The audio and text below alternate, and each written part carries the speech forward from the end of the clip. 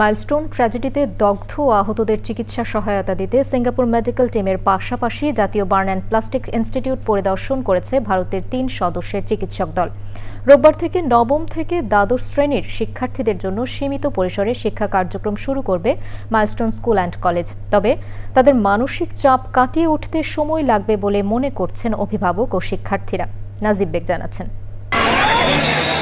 Bundle থাকলে প্রতি সেনমানিতে টাকা বাঁচবে।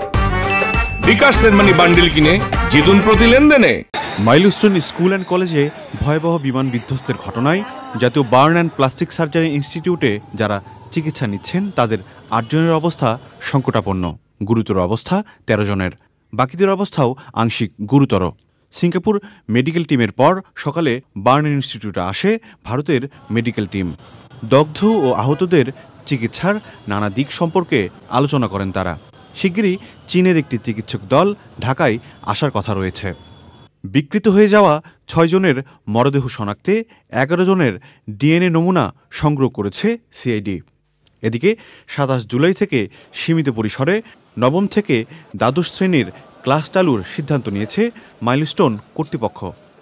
এখন মনে হবে উপর দিয়ে বিমান উড়ে গেল, এখন পড়তে পারে আমাদের উপর, বা একটা আতঙ্ক সৃষ্টি হবে বা ভয় কাজ করবে ভিতরে। এত জোরে একটা সাউন্ড হয়েছে, দেন যখন আকাশের দিকে তাকাইছি দেখি যে পুরা ধোঁয়া।